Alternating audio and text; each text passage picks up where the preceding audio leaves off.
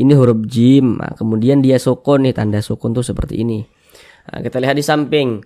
Huruf jim itu termasuk salah satu huruf qalqalah. Jadi kemudian di sini ada huruf mim sukun. Ini huruf mim, tanda sukun tuh seperti ini. Setelahnya adalah huruf fa atau huruf mim sukun yang berjumpa dengan huruf fa. Silakan perhatikan di samping.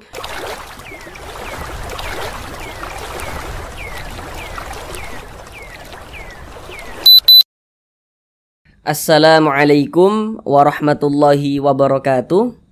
Apakah Bapak dan Ibu, saudara semuanya masih terbata-bata dalam membaca Al-Quran, belum lancar dalam membaca Al-Quran, kemudian juga belum memahami ilmu tajwid? Mari belajar mengaji Al-Quran bersama kami. Akan kami jelaskan tajwidnya dengan pelan-pelan, sehingga dengan penjelasan tajwidnya yang pelan-pelan, maka insya Allah Bapak dan Ibu, saudara semuanya dapat langsung memahami ilmu tajwid Al-Quran dengan mudah. Kemudian insya Allah langsung dapat praktek dengan sendirinya ketika membaca Al-Quran di surah apapun dan di ayat manapun. Kemudian bagi saudara yang masih terbata-bata, belum lancar dalam membaca Al-Quran, dengan kita mempelajari ilmu tajwid, maka insya Allah akan segera lancar dalam membaca Al-Qurannya. Namun sebelum itu kami doakan terlebih dahulu semoga Bapak dan Ibu saudara semuanya senantiasa diberikan kesehatan oleh Allah Subhanahu wa taala, dipermudah segala urusannya, dikabulkan segala hajat-hajatnya, dan senantiasa dilancarkan rezekinya, diberikan rezeki yang berlimpah ruah dan juga barakah oleh Allah Subhanahu wa taala. Amin amin ya rabbal alamin. Baiklah, langsung kita mulai belajar mengaji Al-Qur'annya. Kita kali ini akan belajar mengaji Al-Quran dengan penjelasan tajwidnya yang pelan-pelan, masih melanjutkan kembali pada surah Al-Baqarah ayat 240. Karena pada surah Al-Baqarah ayat 240 ini kita bagi menjadi beberapa bagian supaya durasi videonya tidak terlalu lama. Karena di sini kami berusaha menjelaskannya itu dengan detail, kemudian juga dengan pelan-pelan agar mudah untuk dipahami.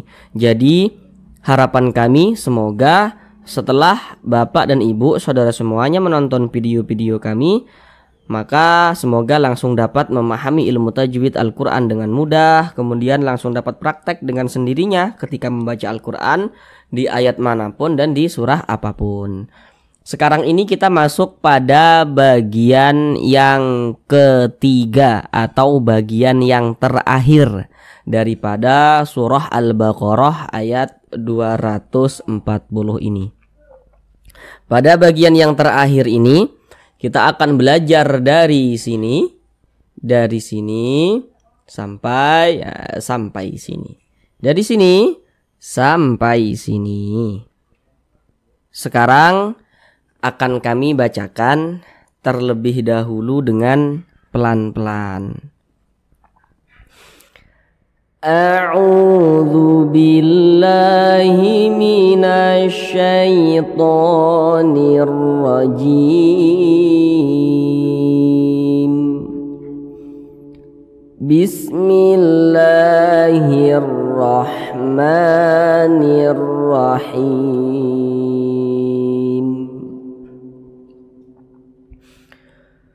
فَإِنْ خَرَجْنَا فَلَا جُنَاحَ عَلَيْكُمْ فِيمَا فَعَلْنَ فِي أَنفُسِهِنَّ مِن مَّعْرُوفٍ Wallahu azizun hakim.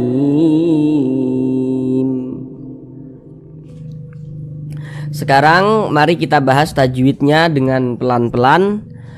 Namun seperti biasa ada beberapa hal yang kami sampaikan di awal supaya nanti lebih memudahkan Bapak dan Ibu saudara semuanya dalam memahami penjelasan tajwid yang kami sampaikan. Yang pertama, kalau nanti kami katakan huruf sebelumnya. Maka yang kami maksud adalah huruf yang berposisi sebelah kanan daripada suatu huruf. Nah, huruf sebelumnya yang di sebelah kanan berarti. Kalau nanti kami katakan huruf setelahnya, maka yang kami maksud adalah huruf yang berposisi sebelah kiri daripada suatu huruf. Baik, yang pertama di sini fa in kharajna fala. Di sini ada huruf nun sukun. Ini huruf nun, tanda sukun itu seperti ini. Huruf sukun itu biasa disebut juga dengan huruf mati. Jadi nanti kalau ada yang mengatakan ini huruf hijaiyah sukun, ini huruf hijaiyah mati, itu maksudnya sama saja.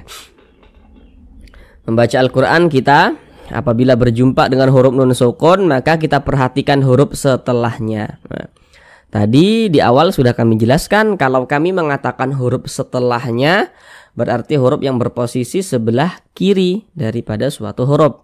Ini huruf nun sukun. Huruf setelahnya mana? Nah, berarti huruf yang berposisi sebelah kiri daripada huruf nun. Mana dia? Berarti huruf kha ini. Jadi ini huruf nun sukun, setelahnya adalah huruf kha atau huruf nun sukun yang berjumpa dengan huruf kha. Namun sebelum itu perhatikan dulu di samping. Kalau kita membaca Al-Quran, apabila berjumpa dengan huruf nun sukun atau berjumpa dengan salah satu tanda baca tanwin. Tanda baca tanwin itu bentuknya ada 3. Yang nomor 1, baris 2 di atas huruf fathatain. Yang nomor 2, baris 2 di bawah huruf kasratain. Dan yang nomor 3 itu dhammatain. Pokoknya setiap kita membaca Al-Quran, apabila berjumpa dengan huruf nun sukun atau berjumpa dengan salah satu tanda baca tanwin, maka kita perhatikan huruf setelahnya itu huruf apa. Nah, maka terjadilah suatu hukum tajwid. Nah, contohnya seperti ini. Ini huruf nun sukun. Ini huruf nun tanda sukun tuh seperti ini. Setelahnya adalah huruf kha. Nah, huruf setelahnya ini yang harus kita ketahui untuk menentukan hukum tajwidnya. Jadi huruf kha ini yang harus kita ketahui. Nah, huruf kha ini huruf apa begitu. Kita lihat di samping. Huruf kha termasuk salah satu huruf izhar halqi. Nah, maka berarti ini nun sukun berjumpa dengan huruf kha, hukumnya adalah izhar halqi. Nah, huruf-hurufnya itu silakan saudara hafal ya. Jadi nanti setiap huruf nun sukun atau setiap tanda baca tanwin yang berjumpa dengan huruf-huruf di samping itu, maka hukumnya adalah izhar halqi. Nah, ini nun sukun berjumpa dengan huruf kha, izhar halqi dia. Cara membacanya dibaca jelas, tidak berdengung. Huruf nunnya kita baca jelas. Fa'in, kemudian tidak didengungkan atau tidak digunahkan. Maka karena dia tidak didengungkan atau tidak digunahkan ya, maka cara membacanya itu pendek saja. Jangan dipanjangkan, jangan baca pendek saja. Fa'in kharaj, fa'in kharaj begitu. Jangan dibaca fa'in kharaj. Nah, jangan dipanjangkan seperti itu, baca pendek saja. Fa'in kharajna fala begitu.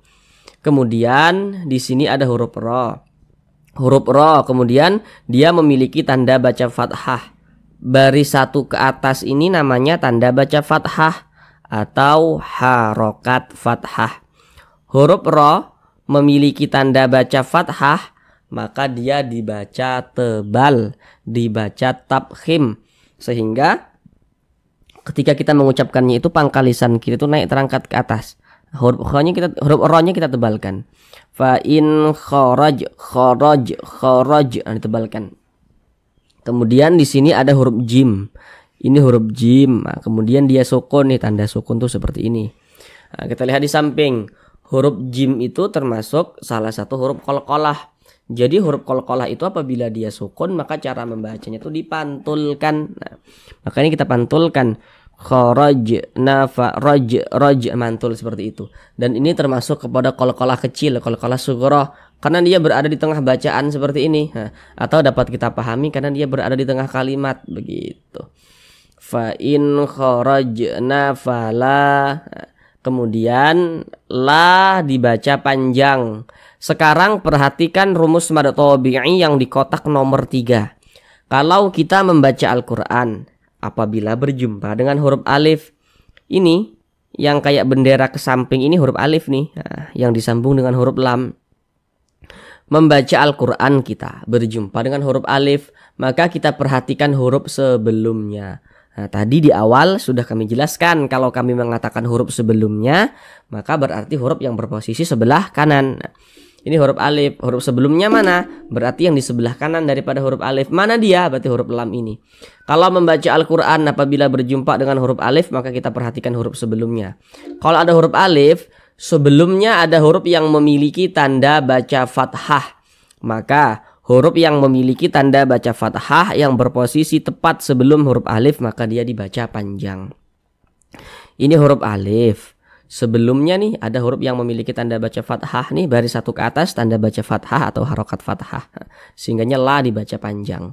Jadi secara singkatnya rumus mad tabi'i yang di kotak nomor 3 itu secara singkatnya, huruf alif pasangannya adalah tanda baca fathah, sehingga menyebabkan huruf yang berposisi tepat sebelum huruf alif itu dibaca panjang. Ini huruf alif, sebelumnya ada huruf yang memiliki tanda baca fathah, maka dia dibaca panjang. Sehingganya la dibaca panjang. Mad tabi'i panjangnya 2 harokat. 2 harokat itu untuk lebih mempermudah kita dalam belajar, kira-kira sepanjang 2 ketukan. 1, 2. Fala junah, begitu. Ketukan itu hanya sarana saja untuk mempermudah kita dalam belajar, dan ketukannya pun tergantung tempo bacaan kita. Untuk lebih lengkapnya mengenai ketukan dan juga harokat ini, silahkan saudara baca pada deskripsi video. Mad tabi'i panjangnya 2 harokat. Fala junah. Kemudian na juga dibaca panjang. Sekarang perhatikan lagi rumus mad tabi'i yang di kotak nomor 3. Kalau kita membaca Al-Quran apabila berjumpa dengan huruf alif, ini huruf alif nih yang disambung dengan huruf nun. Membaca Al-Quran kita berjumpa dengan huruf alif, kita perhatikan huruf sebelumnya. Ada huruf alif, sebelumnya ada huruf yang memiliki tanda baca fathah, maka huruf yang memiliki tanda baca fathah yang berposisi tepat sebelum huruf alif, maka dia dibaca panjang. Ini huruf alif, sebelumnya ada huruf yang memiliki tanda baca fathah, maka huruf tersebut dibaca panjang. Nah, mad tabi'i panjangnya 2 harokat. Fala junaha alaikum. Di sini ada huruf ya sukun. Ini huruf ya, tanda sukun tuh seperti ini. Kalau kita membaca Al-Quran apabila berjumpa dengan huruf ya sukun, kita perhatikan huruf sebelumnya. Kalau ada huruf ya sukun, sebelumnya ada huruf yang memiliki tanda baca fathah. Ini baris satu ke atas nih, tanda baca fathah. Ada huruf ya sukun, ini huruf ya, tanda sukun tuh seperti ini. Sebelumnya ada huruf yang memiliki tanda baca fathah atau harokat fathah, maka huruf ya sukunnya ini adalah huruf lin. Nah, jadi huruf lin, huruf ya sukun yang sebelumnya memiliki tanda baca fathah. Ya, huruf lin itu ada 2 bentuk. Yang pertama ada huruf ya sukun sebelumnya memiliki tanda baca fathah, ada juga huruf waw sukun yang sebelumnya memiliki tanda baca fathah, begitu. Cuman di sini yang kita temui huruf ya sukun, kemudian sebelum huruf ya sukun ada huruf yang memiliki tanda baca fathah. Huruf lin cara membacanya itu dia dilunakkan, mudah, tidak memberatkan lisan. Kita baca alaikum, lunak saja karena dia lunak, jangan ditekan-tekan, lunak saja. Alaikum, begitu. Akan tetapi berhati-hati ketika mengucapkan huruf lin yang terjadi pada huruf ya sukun, jangan sampai condong ke huruf e. Jangan dibaca alaikum, alaikum, jangan. Karena sering juga ya dijumpai kadang tuh membaca huruf lin pada huruf ya sukun ini dibaca alaikum, condong ke huruf e, jangan. Maka dilunakkan. Kita baca alaikum. Nah, itu harus diperhatikan. Kemudian di sini ada huruf mim sukun. Ini huruf mim, tanda sukun tuh seperti ini. Setelahnya adalah huruf fa atau huruf mim sukun yang berjumpa dengan huruf fa. Silakan perhatikan di samping. Hukum mim sukun itu ada 3. Sekarang fokus yang di kotak nomor 3 yang izhar syafawi. Jadi kalau kita membaca Al-Quran apabila berjumpa dengan huruf mim sukun, membaca Al-Quran kita berjumpa dengan huruf mim sukun, Kemudian setelah huruf mim sukun itu bukan huruf ba, bukan huruf mim, maka hukumnya adalah izhar syafawi. Ini huruf mim sukun, setelahnya adalah huruf fa, bukan huruf ba, bukan huruf mim, maka hukumnya izhar syafawi. Jadi nanti kalau ada huruf mim sukun, misalnya setelahnya itu huruf ta, huruf shad, huruf lam, huruf ya dan lain sebagainya, maka semua itu namanya izhar syafawi, terkecuali ada huruf mim sukun berjumpa dengan huruf ba atau huruf mim sukun berjumpa dengan huruf mim, baru bukan izhar syafawi namanya. Tapi kalau seperti ini nih, mim sukun nih, setelahnya adalah huruf fa, bukan huruf ba, bukan huruf mim, maka hukumnya izhar syafawi. Karena dia izhar maka dibaca jelas, tidak berdengung. Kita baca pendek saja, alaikum fima, begitu. Jangan dibaca kum fima, jangan dipanjangkan seperti itu. Dibaca pendek saja, kum fima, begitu. Jangan dibaca kum fima, jangan, baca pendek, alaikum fima, seperti itu. Kemudian fi dibaca panjang. Sekarang perhatikan rumus mad tabi'i yang di kotak nomor 1. Yang di kotak nomor 1.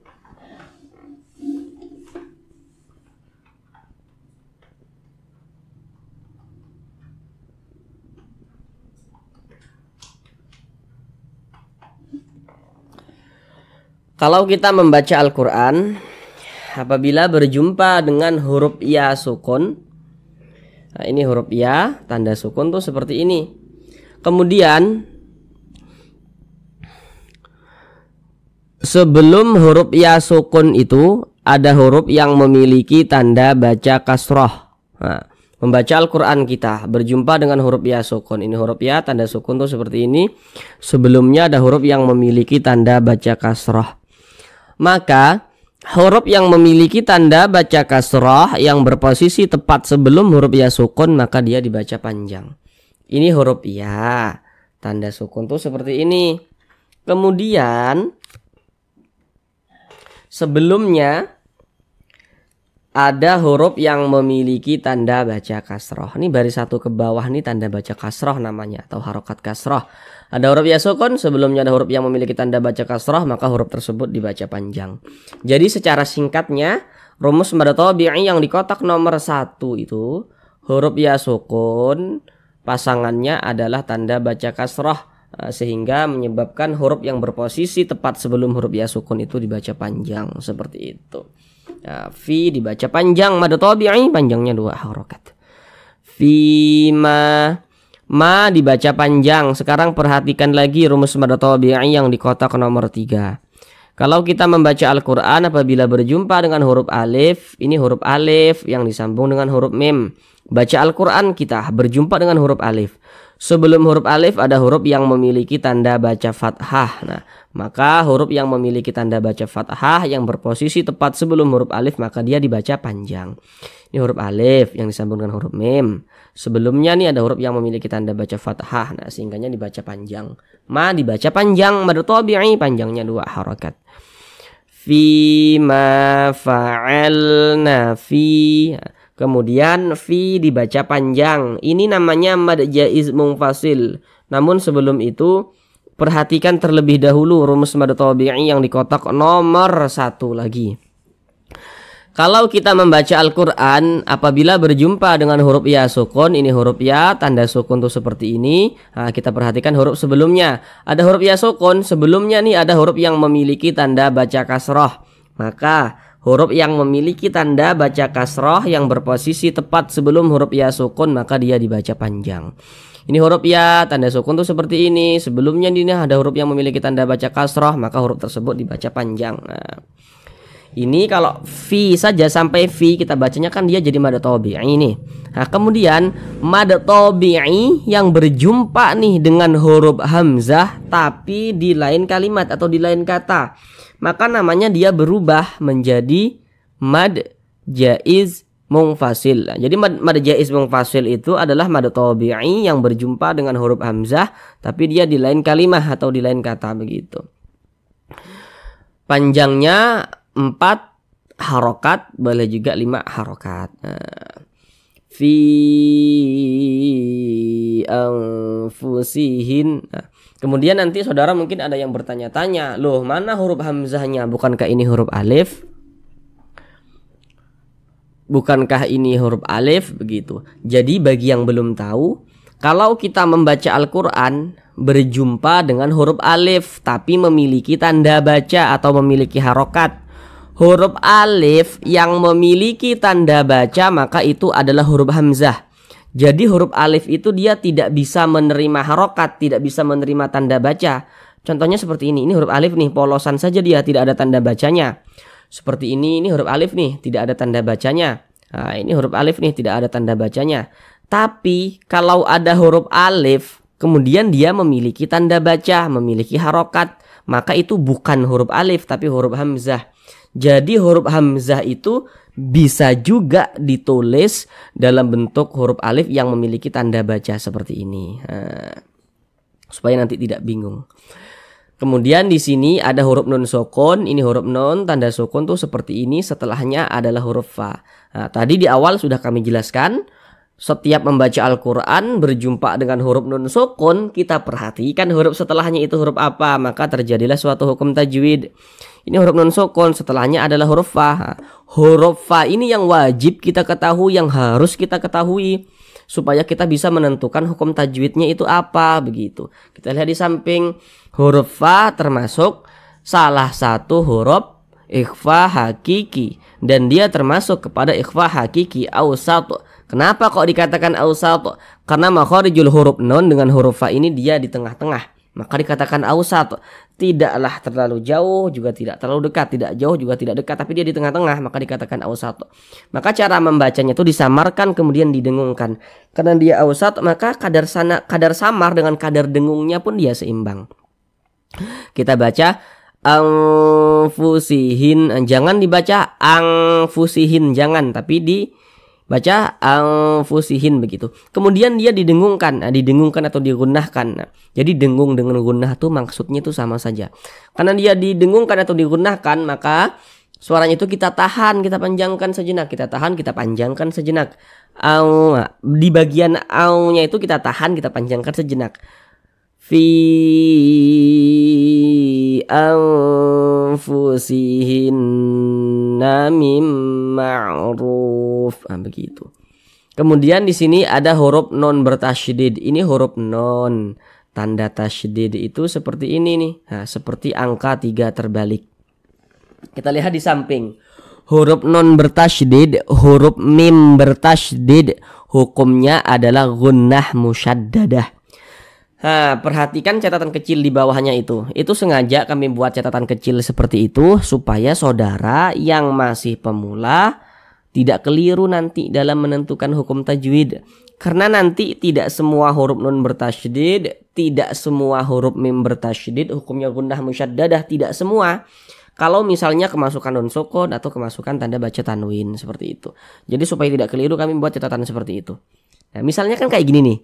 Ini kan huruf mim bertasydid nih. Ini huruf mim tapi ya ada tanda tasydidnya, mim bertasydid nih. Tapi ini hukumnya bukan gunnah musyaddadah karena kemasukan huruf nun sukun ini. Makanya supaya tidak keliru kami buat catatan kecil seperti itu di bawahnya itu. Nah, jadi kalau membaca Al-Qur'an kita berjumpa dengan huruf nun bertasydid atau mim bertasydid, kita perhatikan huruf sebelumnya. Ada huruf nun bertasydid nih. Sebelumnya ada huruf yang memiliki tanda baca kasroh, fathah atau dhammah, maka berarti nun atau mim bertasydidnya itu hukumnya gunnah musyaddadah. Ini huruf nun bertasydid. Sebelumnya nih ada huruf yang memiliki tanda baca kasroh, berarti nun bertasydidnya ini hukumnya gunnah musyaddadah. Karena dia gunnah, cara membacanya ya digunakan tuh ya didengungkan, jadi berdengung cara bacanya begitu. Jadi suaranya itu kita tahan, kita panjangkan sejenak. Anfusihin mim, di bagian hinnya yang kita tahan kita panjangkan sejenak. Hinna mim ma'ruf. Begitu. Kemudian di sini ada huruf nun sukun lagi nih, huruf nun sukun. Setelahnya adalah huruf mim. Kita perhatikan huruf mim ini huruf apa untuk menentukan hukum tajwidnya. Kita lihat di samping, huruf mim termasuk salah satu huruf idgham bi gunnah. Maka cara membacanya itu dengan cara memasukkan kemudian disertai dengan gunnah atau disertai dengan dengungan. Apanya yang dimasukkan itu?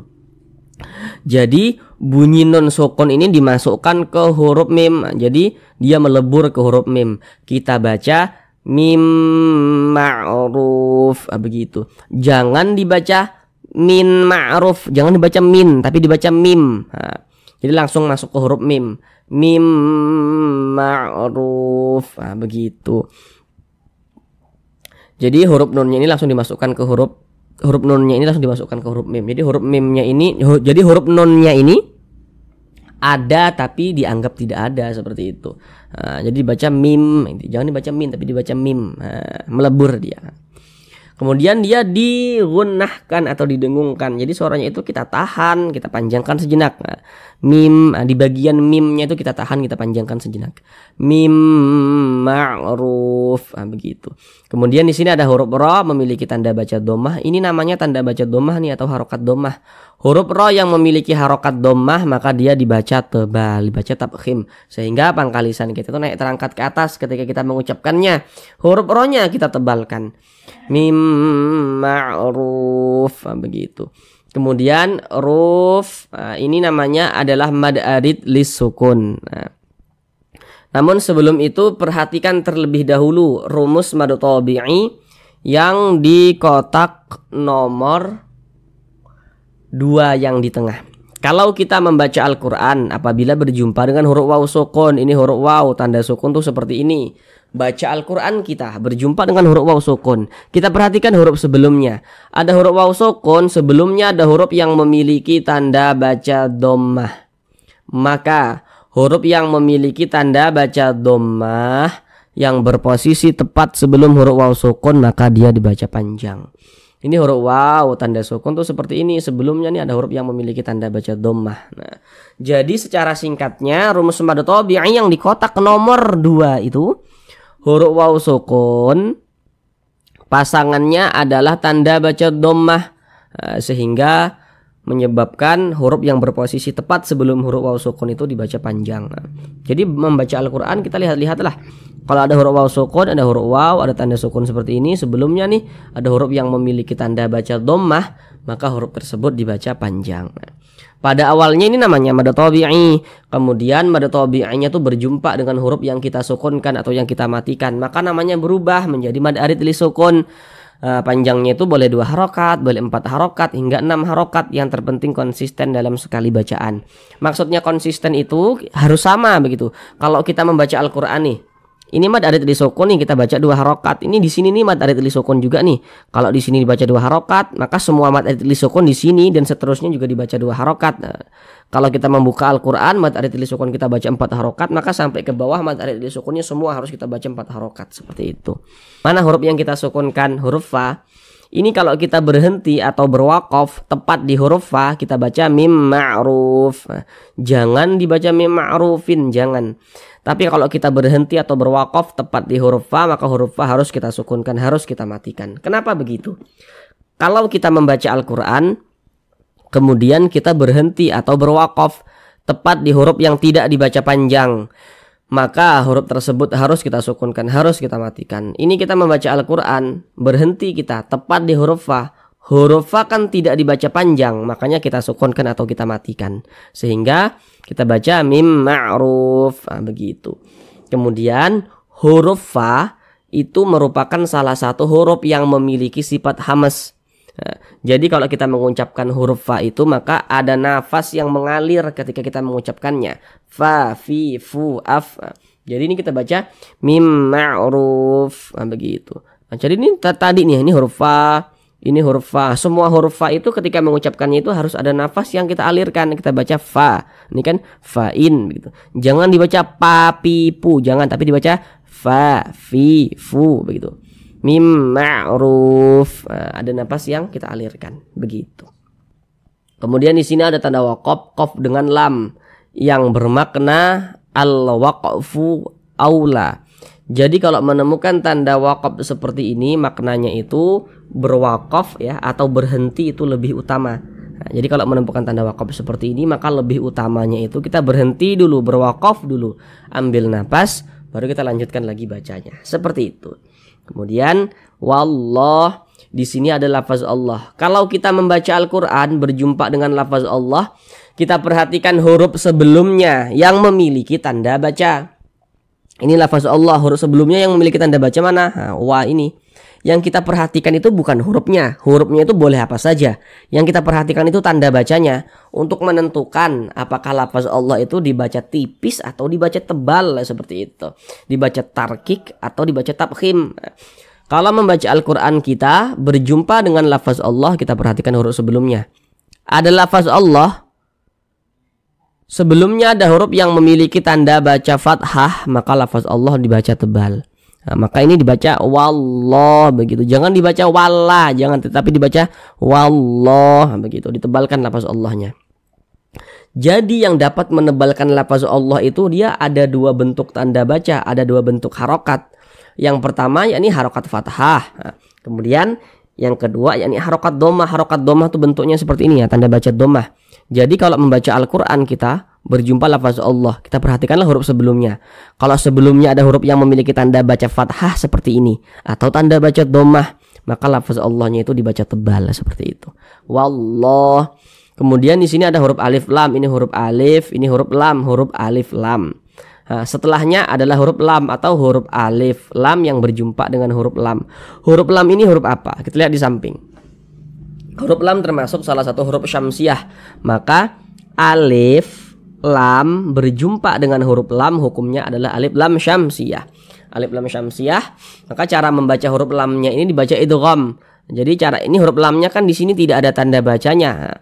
Jadi cara membacanya itu dari sini, dari wa ini langsung masuk ke huruf yang memiliki tanda baca ini, dibaca wallah begitu, dibaca idgham. Makanya alif lam syamsiah itu biasa disebut juga dengan idgham syamsiah. Jadi kalau ada yang mengatakan ini alif lam syamsiah, ini idgham syamsiah, itu maksudnya sama saja.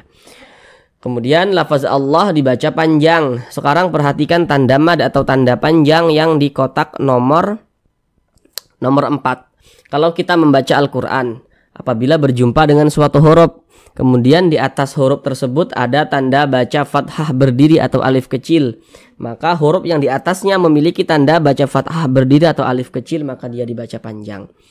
Ini huruf lam nih. Nah, di atasnya nih ada tanda baca fathah berdiri nih. Tanda baca fathah itu kan mereng seperti ini.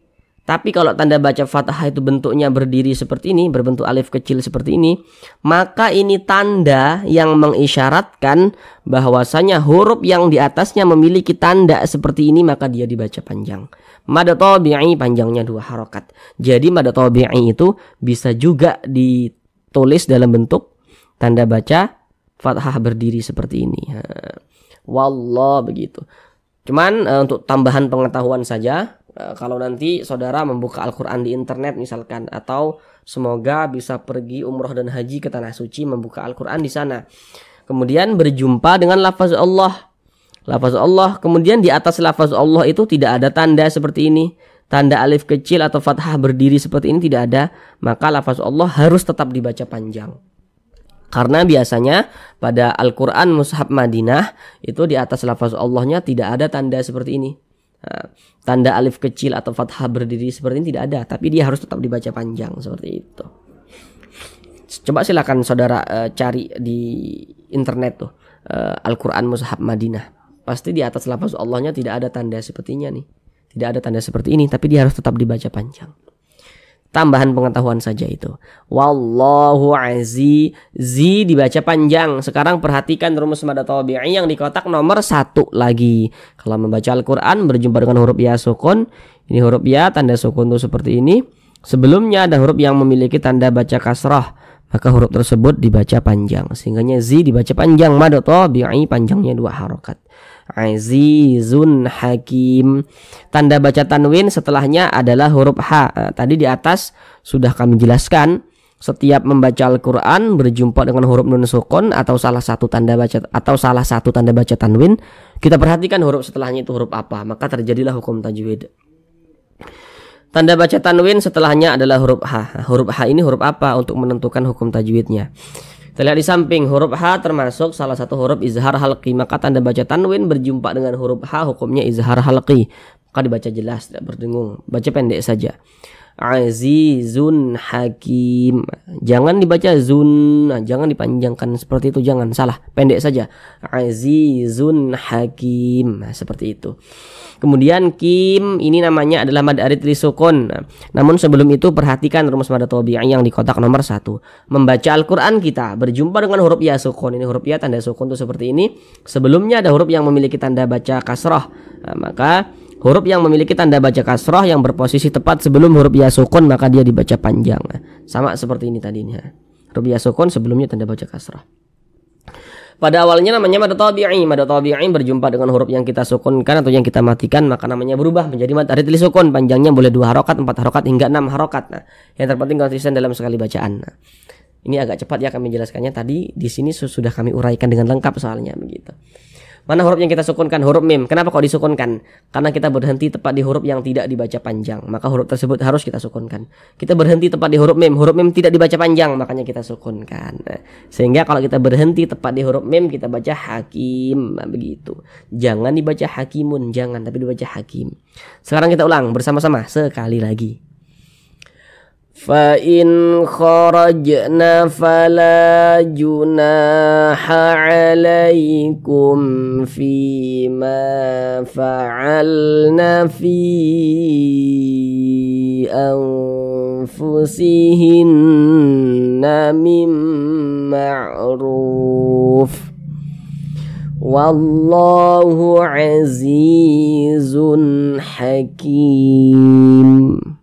Cukup sekian pembelajaran kita pada kali ini.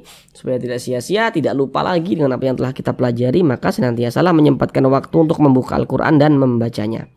Terima kasih. Assalamualaikum warahmatullahi wabarakatuh.